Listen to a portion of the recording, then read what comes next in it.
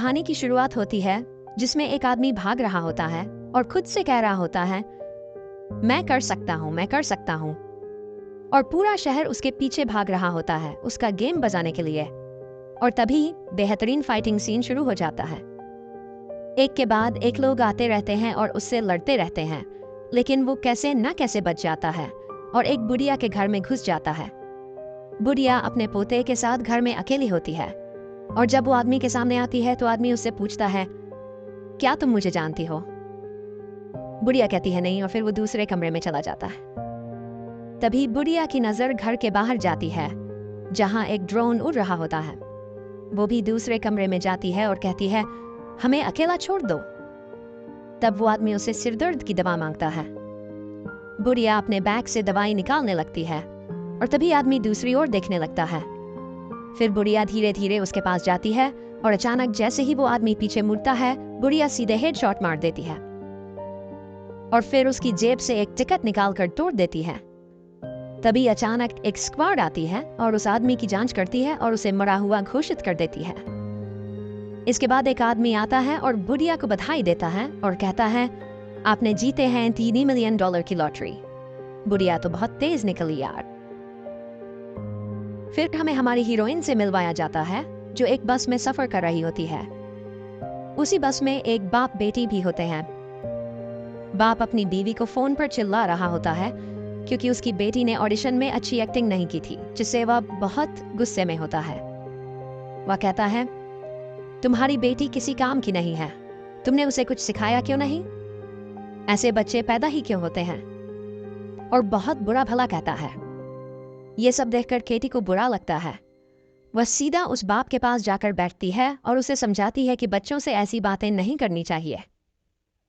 तब बाप उसे भी सुनाने लगता है। तब केटी कहती है कि वह एक पुलिस अफसर है और उसे बच्चों को मानसिक रूप से परेशान करने के मामले में जेल में डाल देगी। यह सुनकर बाप डर जाता है और माफी मांगने लगता है। वह अपनी बेटी से भी माफी मांग लेता है और केटी वापस अपनी सीट पर आ जाती है। उसके साथ बैठी बुजुर्ग महिला उसे सराहती है। तब केटी बताती है कि वह पुलिस में नहीं है बल्कि एक एक्टर है और एक्टिंग करती है। यह सुनकर बुजुर्ग महिला बहुत खुश होती है और उसका हाथ पकड़कर कहती है, तुम जिंदगी में बहुत आगे जाओगी और तरक्की करोगी। तभी उस बुजुर्ग महिला का स्टॉप आ जाता है और वह उतर जाती है। तभी केटी अपने हाथ की तरफ देखती है और पता चलता है कि उसकी घड़ी चोरी हो गई है और उस बुजुर्ग महिला ने चोरी की है। ये बुजुर्ग महिला भी बहुत तेज निकली। केटी कुछ कर नहीं सकती। अब वह बस बेबस देखती रह जाती है। उसे सभी एक दूसरे को मारते और चोरी करते हुए दिखते हैं। ये सब देखकर केटी ड्राइवर के पास जाती है और पूछती है, ये सब क्या हो रहा है? तब ड्राइवर बताता है, आज लॉटरी डे है। केटी फिर से पूछती है, ये कौन सा डे है? तब ड्राइवर उसे बोर्ड दिखाता है जिसमें लिखा होता है, ड्राइवर से बात न करें। केटी अपने कमरे में पहुंचती है जहां उस कमरे की मालिक, जिसका नाम शैडी होता है, भी मौजूद होती है। शैडी उसे उसका कमरा दिखाती है और बातचीत करती है। तभी शैडी का बॉयफ्रेंड डीजे वहां आता है और दोनों मिलकर केटी को चिढ़ाने लगते हैं। गुस्से में केटी घर की चाबियां लेकर सीधे अपने कमरे में चली जाती है और सो जाती है। अगले दिन जब वो उठती है तो छत से कुछ टपक रहा होता है जो सीधा उसके चेहरे पर गिरता है। वह देखती है कि उसके सारे कपड़े भी गंदे हो गए हैं। तब वह शैडी को फोन करती है और पूछती है, यह सब क्या है? शैडी बताती है कि यह टॉयलेट का पानी है। अब केटी बहुत गुस्सा हो जाती है और शैडी से कपड़े किराए पर मांगती है। शैडी उसे अपने कपड़े दे देती है और केटी उन्हीं कपड़ों में ऑडिशन के लिए चली जाती है। ऑडिशन के लिए बहुत सारी लड़कियां आई होती हैं। फिर केटी अपना प्रदर्शन देने के लिए मंच पर जाती है, लेकिन कुछ पंक्तियां भूल जाती है। वह अपनी जेब से कागज निकालने के लिए हाथ डालती है और उसके हाथ में एक लॉटरी टिकट आ जाता है। बिना कुछ जाने वह अपनी फिंगरप्रिंट से लॉटरी प्रतियोगिता में प्रवेश कर जाती है। जब वह ऑडिशन देकर बाहर आती है तो सबके पास यह सूचना आती है कि केटी लॉटरी की विजेता है। इसके बाद सभी लड़कियां केटी का गेम बजाने के लिए दौड़ पड़ती हैं। एक के बाद एक वे केटी पर वार करने आती हैं। केटी को कुछ समझ नहीं आता और अपनी जान बचाने के लिए वह भागने लगती है। भागते भागते वह एक कराटे क्लास में पहुंचती है, लेकिन वहां भी सभी लोग उसके पीछे पड़ जाते हैं। वहां से बचकर वह किसी तरह एक योगा क्लास में पहुंच जाती है। वहां भी सब उसके पीछे पड़ जाते हैं और एक दूसरे से लड़ने लगते हैं। तभी कराटे का एक व्यक्ति केटी को पकड़ लेता है और वह उसका गेम बजाने ही वाला होता है कि हमारे नायक जोल की एंट्री होती है। जोल केटी को बचाने लगता है और सभी को निपटने लग जाता है, लेकिन किसी का गेम नहीं बजाता है। केटी को कुछ समझ नहीं आ रहा होता और वह पूरी तरह से उलझन में होती है। जोल फिर केटी से एक कॉन्ट्रैक्ट साइन करवाता है, जिसमें वह कहता है कि वह जीती गई रकम का 10% लेगा। केटी को कुछ समझ नहीं आता, लेकिन वह जल्दी से अनुबंध पर हस्ताक्षर कर देती है और जोल उसे वहां से सुरक्षित बाहर निकाल लेता है। दोनों जोल की कार में बैठकर निकल जाते हैं, क्योंकि एक ड्रोन उनका पीछा कर रहा होता है। केटी जोल से पूछती है, ये सब क्या हो रहा है? जोल बताता है कि उसने $3 बिलियन की लॉटरी जीत ली है, लेकिन उसे शाम तक जीवित रहना होगा। जो भी केटी को चुनौती देगा वह लॉटरी जीतने का हकदार होगा। केटी हैरान होकर पूछती है, क्या ये सब सही है? जोल जवाब देता है, हाँ, ये सब सही है। फिर केटी कहती है कि वह ये खेल नहीं खेलना चाहती, तो इसे बंद कैसे करे? जोल कहता है कि इसके लिए उसे शहर के बाहर जाना होगा, जिससे वह अयोग्य हो जाएगी। केटी जोल से कहती है, चलो फिर शहर के बाहर चलते हैं। तब जोल पूछता है, क्या तुम सच में जाना चाहती हो? केटी जवाब देती है, हाँ। उसी समय एक गैंग उनकी गाड़ी पर हमला कर देता है और एक महिला गाड़ी के अंदर घुसकर केटी को चुनौती देने की कोशिश करती है, लेकिन जोल उसे रोक लेता है। फिर वे लोग एक सुनसान गली में चले जाते हैं। केटी को लगता है कि जोल भी उसे धोखा दे देगा, इसलिए वह जोल पर हमला कर देती है। जोल उसे समझाता है कि वह एक अच्छा इंसान है। इसी बीच वहां पर कानून के रखवाले पहुंच जाते हैं और कहते हैं, अब मैं बच जाऊंगी। तब जोल कहता है, यह भी तुम्हारा गेम खेलने आए हैं। और तभी पुलिस केटी पर हमला कर देती है, लेकिन जोल उसे बचा लेता है और केटी वहां से भाग जाती है। अब केटी भागकर एक मोम संग्रहालय में छिप जाती है। तभी उसकी मकान मालकिन शेडी का फोन आता है और वह पूछती है, तुम कहाँ हो? केटी कुछ कहने ही वाली होती है कि तभी स्पीकर से आवाज आती है और शेडी को पता चल जाता है कि केटी मोम संग्रहालय में छिपी है। फिर शेडी और उसका प्रेमी डीजे वहां पहुंच जाते हैं और केटी पर हमला कर देते हैं। लड़ाई शुरू हो जाती है, लेकिन केटी वहां से भाग जाती है और उन्हें अंदर ही बंद कर देती है। जब केटी बाहर आती है तो एक बस जो पर्यटकों से भरी होती है केटी का पीछा करने लगती है। उसी समय जोल पुलिस की गाड़ी में आता है और केटी को बचा लेता है, लेकिन पर्यटकों वाली बस उनका पीछा करती रहती है। फिर केटी के दिमाग में एक विचार आता है और वह एक मशहूर हस्ती के घर जाती है और उस पर बंदूक तान देती है। वह हस्ती भागने लगता है और एक सुरक्षित पैनिक रूम खोलता है। केटी और जोल उसे बेहोश करके उस कमरे में चले जाते हैं और अंदर बंद हो जाते हैं। तभी पर्यटक वहां आ जाते हैं और कमरे को किसी भी तरह खोलने की कोशिश करते हैं, लेकिन कोई उसे खोल नहीं पाता।